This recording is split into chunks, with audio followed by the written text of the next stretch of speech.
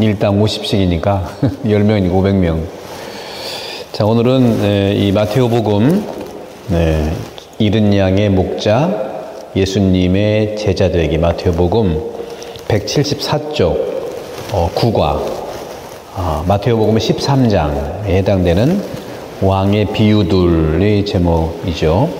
자, 시작 기도로 마테오복음 13장 14절, 15절을 함께 읽도록 하겠습니다. 마테오복음 13장 14절에서 15절 같이 읽는 걸로 시작하겠습니다. 성부와 성자와 성령의 이름으로 아멘. 이렇게 하여 이사야의 예언이 저 사람들에게 이루어지는 것이다. 너희는 듣고 또 들어도 깨닫지 못하고 보고 또 보아도 알아보지 못하리라. 저 백성이 마음은 무디고 귀로는 제대로 듣지 못하며 눈은 감았기 때문이다. 이는 그들이 눈으로 보고 귀로 듣고 마음으로 깨닫고서는 돌아와 내가 그들을 고쳐주는 일이 없게 하려는 것이다.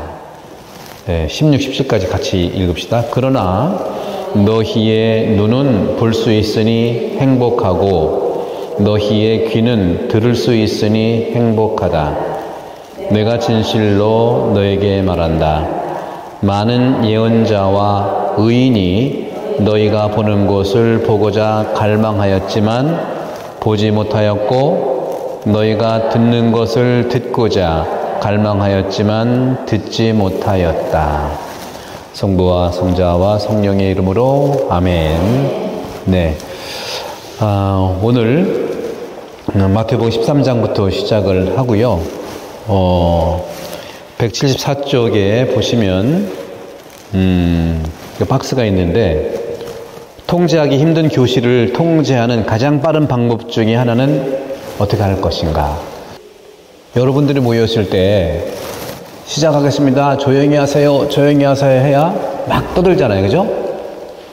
자, 그래서 사람들이 많이 모였을 때 특히 성당의 교우들께서 많이 모여 있어서 집중하지 않을 때 어떻게 집중하게 하죠? 여러분들은 방법이 뭐 있어요? 반모임이나 또 프레시드 모임이나 집중을 해서 시작해야 되는데 막 자유롭게 얘기를 하고 있어요. 어떻게 해야 돼요? 방법 중에 어떻게 하는 게 제일 나을까? 거의 지금부터 한 40년 전에 여의도에서 요한바리스 교황님께서 오셨을 때 100만 명 이상이 모였거든요. 근데 막 이쪽에서 얘기하고 저쪽에서 얘기하고 시작해야 되는데 어떻게든 통제가 안 돼. 조용히 하세요. 시작할 거예요. 조용히 하세요. 했단 말이에요. 더 떠들어. 조용히 하라니까 더 떠들어. 그때는 어떻게 하느냐? 어떻게 할까요? 성부와 그럼 다 성부와 한번 해볼까요? 시작. 성부와 성자와 성령의 이름으로 아멘. 저요. 집에서도 그렇게 하세요. 그리고 반모임 때도 막 이렇게 기도의 힘이 여기서부터 일어나는 거예요. 한국 사람들은요, 기도하면은 기도한다. 그 외에 조용히 하세요. 중앙방송 시작합니다. 지역방송 조용히 해주세요. 더 떠들어. 그때는 어떻게 한다고요? 성부와 아셨죠? 비법이 다 있어요. 그래서 통제하기 힘든 교실에서 통제하는 가장 빠른 방법 중에 하나가 성부와 이런 것처럼 여러분들도 여러분 인생을 살아가면서 또 하나 여러분들도 학교 다닐 때 아이들도 특히 점심 먹고 난 다음에 이렇게 막 졸리고 막 이러잖아. 그죠? 집중도 안 되고 선생님도 졸리고 학생도 졸리고 일할 때 안 졸리는 방법이 뭐죠? 또 학교에서는 여러분 경험 있잖아. 뭐예요? 어떤 거 한다고요? 칠판에다가 뭐 한다고요? 백목 같은 걸로? 네. 관심이 없잖아요, 그래도. 그죠? 그때는 어떻게 해야 돼요? 그 선생님이 사랑 이야기 한다면 다 쭉쭉 해가지고 연애 얘기해주면 막 바짝바짝바짝바짝 한단 말이야. 강의보다 이야기를 듣는 걸 좋아한다. 이야기. 네. 여러분도 가장 힘이 있는 말은 여러분 내 인생의 얘기예요. 남 얘기하지 마세요. 내 얘기해. 내 얘기를 해본 적이 있어요, 여러분들? 내 얘기 해본 적은 어디, 내 인생을 살면서 내 얘기하는 때가 언제예요? 고해소에서도 남 얘기하대. 고해성사 속에서도 남 얘기해. 제가 지난번에 여기 강의 그 4월 초에 할 때 좀 오해가 있을 수 있는데 제발 좀 주일 빠진 거 성사 보지 마세요 했는데 그 오해 그 말만 들으면 그렇지만 그 전후 맥락 속에서 들어야 되는 거잖아요, 그죠? 아팠을 때라든가 또 회사에 중대한 일이 있을 때라든가 또 가정에 정말 중요한 일이 있을 때라든가 대소사라든가 이건 제 얘기가 아니라 이미 거의 한 20년 전에 주교회에서 결정한 사항이에요. 너무너무 고해성사를 기도하는 것도 고해성사를 봐. 이해는 해요. 근데 성사 안 했다 소리예요. 정말 죄송하지만 남 얘기하는 거 이해는 해요. 왜? 내 일이 남과 관계가 있으니까. 근데 그건 끊고 자기 성찰만 하고 얘기할 때 여러분 축복받습니다. 저는 뭐라고는 안 해요. 오면 다 들어주죠. 근데 정확하게 이 강의 중에는 정확한 말을 해야 되지 않냐 하는 거죠. 또 여러 가지 이제 그런 부분들이 있으니까 내 인생 이야기를 나눈다면 여러분들은 어떤 이야기를 할 것인가 결정을 해야 되잖아요. 이 얘기, 아무 얘기나 하면 안 되잖아요. 내 인생에서 이 얘기는 정말 나누고 싶다. 이 얘기는 정말 나한테 은총이 되었다. 이 얘기는 나한테 굉장히 힘들었는데 그 힘든 게 나를 이렇게 일으켜 세웠다. 주님께서 이런 식으로 하느님 얘기로 구성이 되는 겁니다. 내 인생의 이야기를 끝나는 게 아니라 내 이야기를 하느님 이야기, 하느님의 계획 안에서의 구성으로 등장시키는 거예요, 여러분들. 그래야 여러분들 성당 다니는 데 있어 은총과 축복이 가득한 걸 여러분들이 파악할 수 있어요. 바로 옆 사람에 대한 관심은 갖지 말고 내가 지금 하느님 안에서 어떠한 인생의 길을 걸어왔고 그 길이 나한테 고통이었지만 지금은 축복이었고 이런 것들을 우리가 내가 날 들여다봐야 된다는 거예요. 이게 성찰이 다른 게 아니라는 거죠. 그러니까 우리는 늘 그런 그 모습들에서 축복을 받을 수 있어요. 175쪽에 맨 위에 보면 예수님은요 군중들을 만나는데 어떤 군중을 만난다고 써 있어요 거기에? 덕 중에서 가장 중요하고 많이 받는 덕이 변덕이요. 변덕스러운 군중들에게 말씀을 하세요. 어떤 사람들은 예수님의 메시지를 몹시 듣고 싶어하는 사람이 있다 한다면 어떤 사람은 의심해. 적대적이야. 매사가 그래요. 그래서 우리는 대화가 잘 안 돼. 왜? 중간에 끼어들고 그렇죠? 끼어들고 아니라고 하고 자기 궁금한 거 물어보고 대화가 안 돼. 여러분 대화가 잘 되는 그곳은 구원으로 이미 들어간 겁니다. 들어주고 궁금한 거 있으면 조금 적어놨다가 나중에 얘기하고 이런 중간에 껴들어서 자기 궁금한 거 다 물어 대화가 안 되는 거예요. 저도 그래요. 그걸 알면 된다는 거죠. 알면 된다는 거예요. 그래서 이런 상황에서 예수님께서는 비유를 들어서 가르치기 시작하는 것이죠. 그래서 오늘 이 비유 이야기들, 오늘 비유 이야기, 씨 비르는 비유, 가라지 비유, 13장이 다 그런 비유를 얘기해요. 겨자씨, 누룩, 보물, 또 비유를 끝맺는 말씀 끝에 또 고향에서 무시당했던 얘기들. 그러니까 이런 비유로 인간의 그 중심 밑바닥에 있는 걸 다 주님이 드러내니까 자기 미천이 드러나니까 무시하는 거예요. 예수님을. 저 요셉의 아들인데 어디서 저런 지혜를 얻었냐 하고 무시하는 거예요. 여러분들 훌륭한 사람이 있으면은 여러분 무시하지 마세요. 그게 대죄예요. 훌륭한 사람이 있으면 옛날 거 비교하지 마세요. 제발 좀. 궁금한 건 좋죠. 어디서 그렇게 훌륭한 말씀이 됐대? 그건 물어보면 되는 거죠. 그죠? 비판하지 말고. 자, 이제 속도를 잘 맞춰야 되니까 175쪽 질문과 나눔 봅시다. 나눔. 자, 13장인데 오늘 13장 말씀드렸죠? 비유에 대한 얘기예요. 씨 뿌리는 비유, 가라지의 비유, 겨자씨, 누룩, 또 보물의 비유, 진주 상인의 비유, 그리고 고향에서 나자렛 사람한테 고향 사람이 무시당하는 거, 이런 거. 여러분도 예를 들은 거예요. 꼭 그렇다는 게 아니에요. 태안본당으로 어떤 새로운 분 오셨는데 너무 똘똘해. 결국에는 무시당해. 오늘따라 전화기가 아주 무시당하네. 자, 1번 175조 1번 하늘나라에 대한 나의 첫인상은 어떻습니까? 13장에서 이게 다 비유 얘기는요, 하늘나라에 대한 이야기를 하는 거예요. 다시 말하면 천국에 대한 내 인상은 어떠냐? 비유를 통해서 말씀하시잖아요. 전부 다가 이렇게 해요. 예. 천국을, 다시 말하면 천국이 궁금하면 여러분 마태복음 13장을 읽으세요. 비유를 읽으시라고. 천국이 궁금하다고 하면서 그냥 천국은 어떻게 가나 고민만 하고 걱정만 하지 말고 천국을 궁금하게 생각하면 13장을 읽으세요. 바로 이 13장은 천국에 대한 이야기에 가득 차 있어요. 직접적으로 얘기하면은 여러 가지 오해가 있으니까 비유로 얘기하는 거예요. 비유로. 여러분 인상이 어떤가 하면 비유를 통해서 보십시오.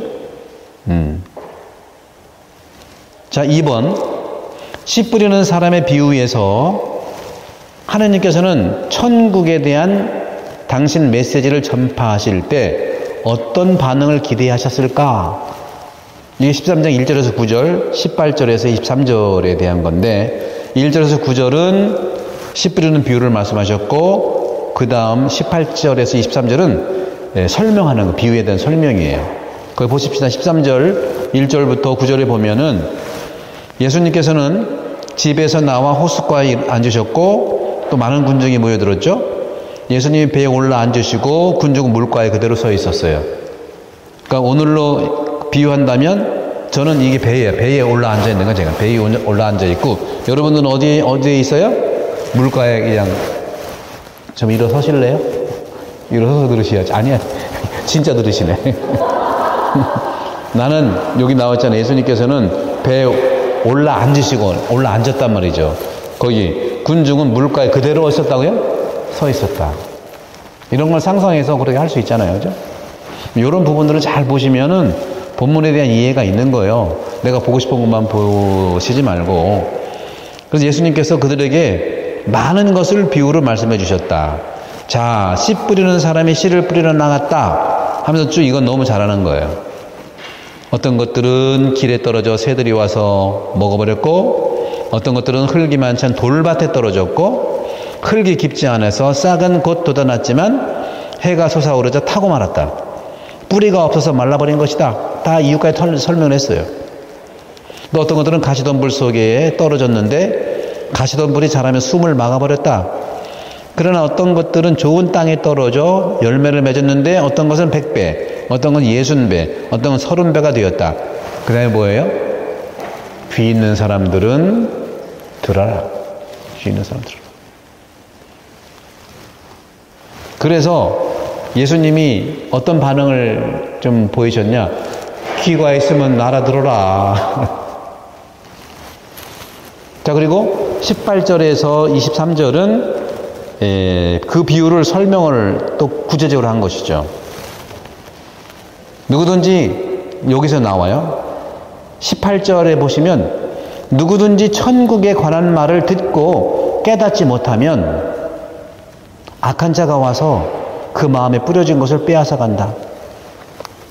그러니까 성당에 다니기만 하면은 악한 자가 와서 여러분 마음 다 뺏어가요. 다니기만 하니. 제가 계속 법정스님 표현만 하는데 진짜로 딱 맞는 말이에요.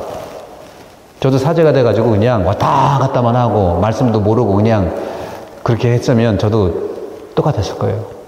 유혹이 생기고. 근데 누구든지 유혹은 있어요. 그러나 빠지지 않게 해야 되잖아요. 그러려면 어떻게 해야 돼요? 말씀을 붙들어야 돼. 그 말씀을 안 붙들고 어떻게 할 재주가 없어요. 그리고 자기는 믿음이 없다고 또 자기가 자기를 판단하고, 난 또 모른다고. 모른다면 그게 무슨 큰 칭찬받을 줄 아는가 보죠. 딴 데에서 모른다고 하면 어이구 그러는데, 모른다고 하면 자기도 모르니까 뻔히 있어. 내가 꼭 찍어주시잖아요. 3개. 말씀은 주님이니까 주님을 알고 만나는 게 말씀이에요. 그러니까 여기 오신 분들은 그 굉장히 중요한 걸 꼭 짚고 있는 거예요. 두 번째는 영혼 돌봄. 이건 뭐라고 그랬죠? 영혼 돌봄은 뭐라고 그랬죠? 나를 만나는 거예요, 이건. 나를 만나는 게 영혼 돌봄이에요. 내 영혼을 돌봐야 될 거 아닙니까? 나를 만나야 되고. 끝으로 제가 또 강조했죠. 오늘 그 강론 때 뭐예요? 지금 우리 무슨 공원 여기 조성해요? 무슨 공원 조성하죠? 왼쪽에다가 무슨 공원 조성해? 기도공원. 기도하면 3가지만 하면 돼요. 3가지. 그러면 천국에 대해서 깨닫게 되는 거예요. 천국이 이거다 하고 설명해 있는 게 아니라 성경이 다 그런 말씀을 해주시는 거예요. 말씀은 주님을 만나고, 영혼 돌봄은 나를 만나고, 다시 말하면 말씀은 주님을 알고, 영혼 돌봄은 나를 알고, 그 다음에 기도로 말씀과 내가 만나는 거예요. 그러면 세상은 저절로 알게 돼요. 그래서 쭉 그 다음에 길에 뿌려진 씨, 뭐 돌밭에 뿌려진 씨, 또 이런 쭉 설명을 하시죠. 똑같이. 특히 두려움을 갖고 있는 게 뭐냐면, 돌밭에 뿌려진 씨는요, 뿌리가 없다는 거예요. 오래 가지 못하는 거예요. 뿌리가 없다. 뿌리가 없는데 어떻게 가냐 하는 거죠. 여러분 식물 키울 때 뿌리 다 깊이 물도 주고 박아 놓잖아요. 우리의 뿌리는 말씀의 뿌리를 박아야 돼요. 말씀의 뿌리를 박을 때. 그래서 뿌리가 없기 때문에 환난, 박해, 또 주변에서 누가 막 뭐라 그러고 막 수석거리고 누가 또 부정적으로 얘기해 없는 거 만들어내면 흔들려서 안 나와 성당에. 뿌리째 뽑혀. 걸려 넘어지고 만다는 거죠. 환난과 박해가 뭐 엄청난 지진이 아니잖아요. 어제 지진 난 거 아시죠? 그저께 참 7시 53분쯤에 내가 저기 지금 모바일 사제관에 있는데 뭐 흔들리길래 당장 와서 어디 부서진 일 없나고 봤죠. 아직 부서진 일 없더라고. 흔들렸어요. 저. 여러분 느끼셨어요? 못 느꼈어요? 오, 다행이네. 태안의 북서쪽으로 50km에서 지진이 3.7 엄청 센 거 나타나는 거예요. 3.7이면 엄청 센 거예요. 지진이 3.7이 나도 흔들리지 않나 이거지, 여러분들. 응? 흔들리지 않아. 왜 그런지 아세요? 말씀 공부를 해서 그래. 그러니까 3.7도 흔들리지 않는데, 여러분 누가 흔들어대도 흔들리지 마세요. 말씀만 꼭 쥐고 있으면 돼. 아셨죠? 영혼 돌봄도 마찬가지예요. 아셨죠? 네. 그래서 가시덤불 속에 뿌려진 씨는 또 이런 사람이다. 말씀은 듣기는 해. 말씀은 듣기는 하는데 걱정이 많아. 세상 걱정, 재물 걱정, 이런 거, 육적인 걱정을 한다는 거죠. 이해는 합니다. 걱정한다고 해서 걱정이 풀리면 걱정을 해서 축복받겠네. 네? 그렇지 않다는 거죠. 그죠? 그래서 그 말씀의 숨을 막아버려서 열매를 맺지 못하게 한다. 걱정과 세상 걱정과 재물의 유혹이 말씀의 숨을 막는, 듣긴 들어도 말씀의 숨을 막아버리기 때문에 열매를 맺지 못한다는 것이죠. 좋은 땅에 뿌려진 사람은 씨는 이런 사람이다. 말씀을 듣고 어떻게? 깨닫는다는 거예요. 깨닫는다는. 여러분 깨달으세요. 듣기만 해서는 안 되는 거죠. 깨닫는 것. 깨달으려면 여러분 어떻게 해야 돼요? 이렇게 강의도 오시고 말씀하기를 하셔야지. 그렇잖아요. 그죠? 저절로 하는 거 하나도 없어요. 여러분도 인생 살면서 저절로 된 거 있습니까? 없죠. 더군다나 믿음은 안 보이는 건데 더 그래요. 이건. 그래서 오늘날 우리 그리스도교가 참, 그리스도교만이 아니라 모든 종교가 경전 중심이 되지 않으면 망합니다. 망해요. 엊그저께 제가 운동하면서 제가 우리 목사님, 가까운 목사님 계시거든요. 그 목사님이 그러시는 거예요. 아이고, 이번 교황님 참 돌아가셨지만 참 애도가 좀 기간인데 좀 많이 슬프시죠? 네, 많이 슬퍼요. 네, 그러면서 개신교도 좀 큰일 났어요. 왜요? 당연히 천주교는 사제 수도자 수가 줄죠, 그죠? 근데 우리 목사도 수가 줄어, 신학생도 없어요. 줄어요. 아, 정말요? 그러시면서 하시는 말씀이, 요즘 목사는요, 옛날 얘기지. 요즘 목사는 목사 신학생도 없지만, 목사가 돼도 장가를 못 가요. 오는 사람이 없대요. 그래서 그 문 닫게 생겼대야. 현실이거든요, 이거. 그만큼 우리나라는 세상에 물질 유혹이 가득한 거예요. 그래서 사제 한 명 나오기가 너무너무 어려운 시기이기 때문에 여러분들 잘 들으셔야 돼. 신부한테 잘해야 돼. 잘한다는 게 딸랑딸랑 하라는 게 아니라 신부가, 사제가 할 수 있는 일만 부탁을 하시라는 거예요. 기도해달라. 얼마든지 할 수 있어요. 병자 성사 얼마든지 할 수 있어요. 고해 성사 얼마든지 할 수 있어요. 근데 신부님, 얘가 나 힘들게 하는데 얘 지금 어떻게 지금 해결을 해줘.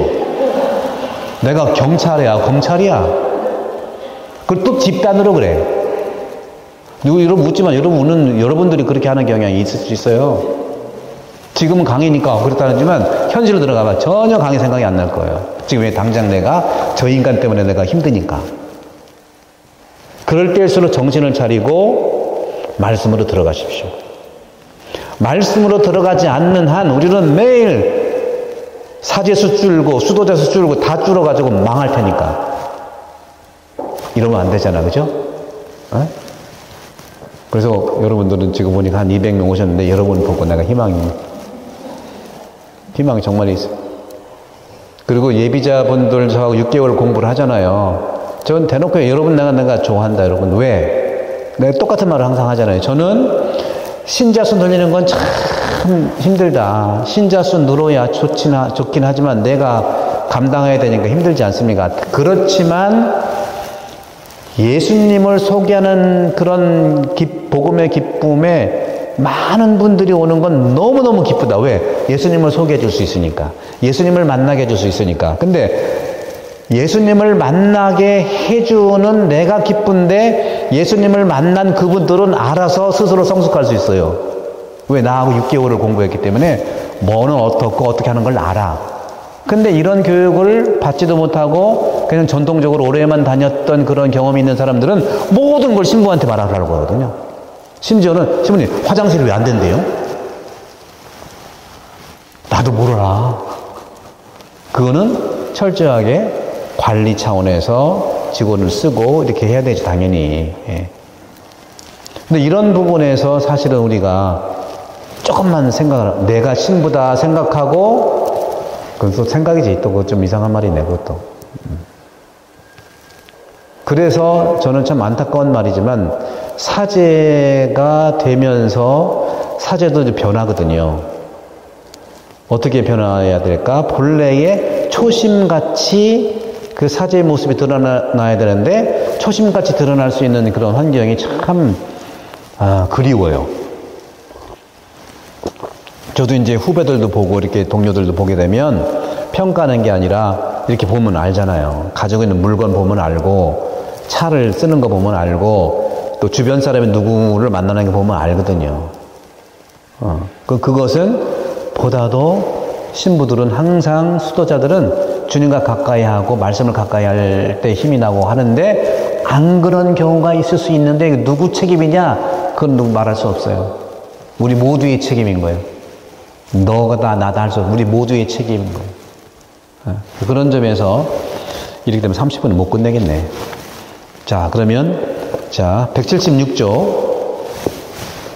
어이구, 10분 안에 끝내겠습니다. 176쪽 보면은 씨 뿌리는 사람의 비유는 듣는 이들에게 어떻게 도전이 되겠습니까? 내가 어떻게 도전이 되냐? 여러분이 어떤 도전이 되냐?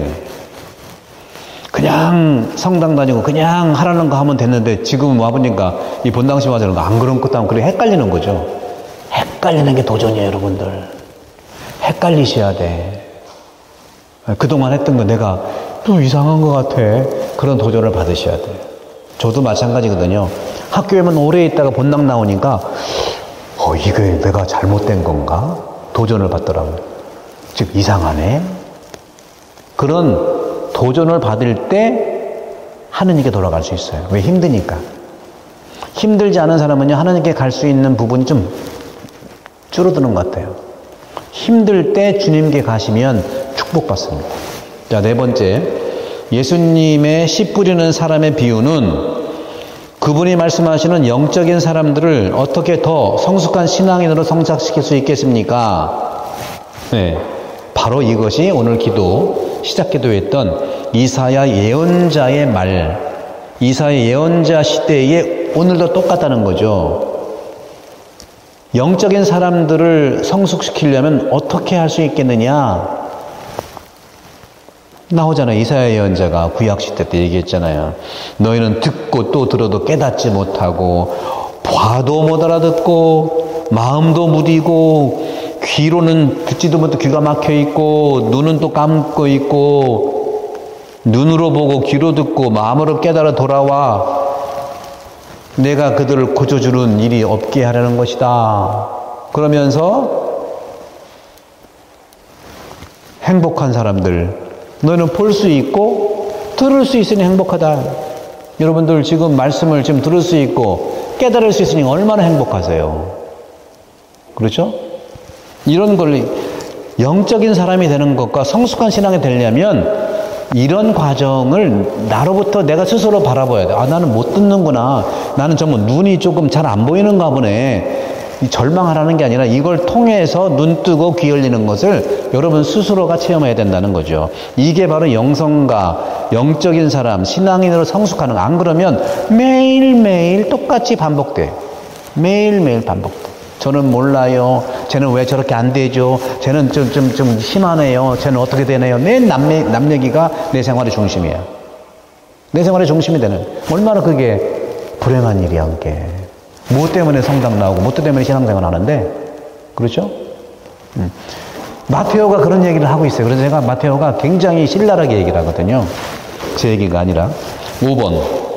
예수님은 밀과 가라지 비유를 말씀하실 때 군중들의 혼합된 성격. 그렇죠? 밀과 가라지에서 뭐예요? 밀이냐 가라지냐 이거죠. 그죠? 근데 어떻게 해요?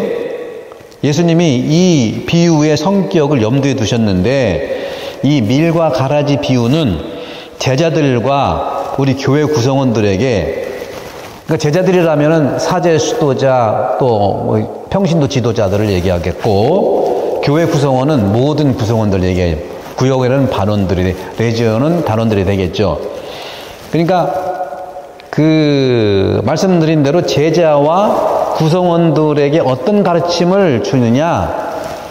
제발 좀 제가 문제니까 쟤를 뽑아버릴까요? 냅둬라 이거예요. 냅둬라.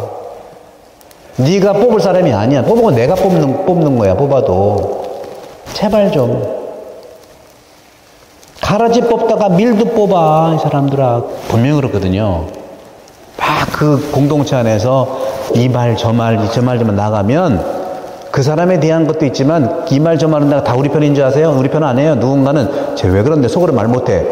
또 서로 상처를 주고받는 거야. 그냥 두시는 게, 이거 복음서 얘기라니까, 제 얘기는. 그냥 두시는 게 나 기도해 주시고. 왜? 하느님이 개입하게 해줘. 하느님이. 가라지 뽑다 밀도 상처 내고 밀도 뽑혀서 성당 안 나온다니까? 이 성당 안 나온다는 것은 소위 냉담도 있을 수 있겠지만 소위 얘기하는 우리 인간적인 아픔을 가질 수 있다는 거죠. 6번 177조 겨자씨와 누룩의 비유에서 천국은 작은 시작이 강력한 혁명과도 같은 놀라운 결과로 올 것이라는 기대를 어떻게 이야기합니까? 여러분, 삶은요, 삶은 작은 것에서 위로받는 거예요, 여러분들. 어디 써놔봐요. 이거 제일 중요한 말. 누가 한 말인지는 기억은 안 나. 삶은 작은 것으로 어떻게 한다고요? 위로받는 거예요. 큰 거는 부담스럽잖아. 여러분, 선물도 큰 거 해주지 마세요. 작은 것에서 위로받고, 또 부담이 또 없잖아. 그러니까 서로 주고받는, 선물이 주고받는 거예요. 자, 7번. 예수님께서 말씀하신 씨 뿌리는 자의 비유, 겨자씨와 누룩의 비유 등은 천국의 복음이 세상 속에서 어떻게 확장되는지를 보여주는 거죠. 이 비유들의 사명과 선교를 위한 실용적 의미는 무엇입니까? 냅둬라 이거야. 그냥 냅둬라. 그 사람의 자각을 통해서, 냅둔다는 것은 방치하는 게 아니라 그 사람 안에서 움직이는 성령의 작동을 믿어라 하는 거예요. 내가 신앙의 기준으로 판단해가지고 이렇게 제도하지 말고, 그거야말로 굉장히 이것이 우리가 죄를 짓는 거라고 보시면 돼요. 성령께서 움직이도록, 그 속에 사랑이 움직이도록 하는 것이죠. 여러분들, 그 교황님이 뭐 좌파다, 또 교황님이 급진적이다, 또 뭐 교황님이 또 혁명적이다 하는, 아니에요. 다 틀린 말입니다. 교황님은요, 복음적입니다. 교황님은 복음적이에요. 우리도, 저도 소리 높여서 얘기할 수 있는 그런 자신감이 뭐냐면 복음을 얘기하기 때문에요. 복음을 나부터 들여다보고, 나도 부족하고 여러분도 스스로 들여봐서 여러분을 보라는 거예요. 남 보지 마, 제발 좀. 내 성경 내가 들여다보는 건데 왜 남이 보여? 자기가 봐야지. 내 거울 내가 보면 남이 보입니까? 그거는 조금 병원 가보셔야 돼. 복음 보면 내가 보여야 돼요. 복음 볼 때 남 생각하면 그거부터 하지 마시오. 그러면 그럴 거예요. 그 사람은 안 보잖아요. 냅두세요. 8번. 숨겨진 보물과 진주의 비유는 하늘나라의 최고 가치에 대해서 이야기합니다. 13장 44절에서 보세요. 46절 보세요. 천국의 최고 가치는 내가 재화를 사용하는데 어떻게 영향을 미칠까? 거기 가장 45절에 보면요, 다 발견했잖아요. 하늘나라는 밭에 숨겨진 보물과 같다. 또 하늘나라는 좋은 진주를 찾는 상인과 같다. 그걸 했으면 어떻게 했어요? 가진 것을 다 팔았다고 그랬어요.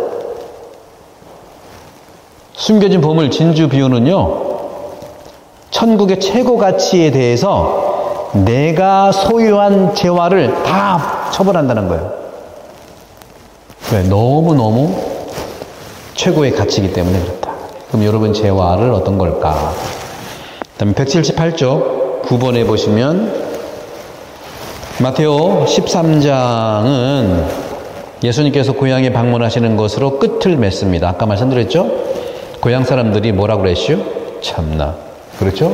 아주 비양거리고 자기가 능력이 뛰어나고 말씀을 잘하니까 아주 시기 질투 막 나가지고, 아유 저거 목수 아들이었어. 아유 별거 아니야. 지금도 우리나라가 이런 식의 것이 굉장히 많아요. 또 시간 걸리니까 10번. 종교의식이나 교리에 대한 익숙함. 이거 익숙함에 대해서 얘기하는 거예요. 여러분들 오래 다니면 익숙해지잖아요. 그죠? 당연히. 익숙한 종교의식, 또 익숙한 교리, 어떻게 익숙한 데에서 어떻게 영적 통찰력을 가질 수 있냐, 장애물이 뭐냐 하는 거예요. 그런 거예요. 그 익숙한 데서는요, 보물을 바라보지 못해. 바로 가정 안에서도 익숙한 것 때문에 남편이나 부인의 보물성을 못 알아듣는다니까. 어떻기 때문에? 그 말 있죠. 그 밥에 그 나물이라고 항상 생각해. 아니에요. 생각을 바꿔 먹으면서 판단 중지할 때 자기 안도 그렇고 바로 옆에 가장 사랑하는 사람의 보물이 드러나. 자기 기준으로는 안 드러나겠죠. 그러나 하나님의 기준으로는 다 있는 게 바로 그건 거예요. 11번. 예수님은 제자들이 비유를 이해하기를 원하십니다. 어떻게 우리도 천국에 대해 이해를 넓힐 수 있습니까? 비유의 의미를 보시면 되겠죠. 12번. 예수님께서 우리가 듣고 이해한 것에 대해 응답하기를 원하십니다. 마태복음 13장 전반에 걸쳐 어떤 종류의 응답을 하겠습니까? 깨어 있어라. 깨달아라. 전통과 내 익숙한 것에 대해서 보물을 그냥 넘기지 말고, 자, 179쪽 실천하기에서요. 실천하기. 영적으로 눈먼 자는 자신의 눈이 멀었다는 사실조차 모릅니다. 아픈 사람이 나 안 아프다고 하는 건 똑같은 거죠. 최고의 아픈 병이에요. 자기를 인정하지 않는 거죠. 그래서 매일 주님께 나의 영적 눈이 멀어 있는 부분을 깨닫게 해달라고 간청해요. 주님, 제 눈을 뜨게 해주소서. 제 마음을 열어주세요. 제 입술을 열어주세요 하고 수도자들은 기도할 때 제 입술을 열어달라고 그러잖아요. 입술 열어서 어떡하려고? 내 말 하지 말고 주님 말씀하게. 자, 이제 180쪽에는 이제 말씀 묵상인데요. 쭉 읽어보시고요. 네. 네, 읽어보시면 되겠고, 네, 이거 읽어보시면 돼요. 이거 좋은 말이 너무 많이 많아가지고, 이거 하면 또 시간이 막, 그러니까, 예, 저도 쭉 다 봤는데, 예, 이걸 쭉 철저하게 이걸 보시면 되겠습니다. 자,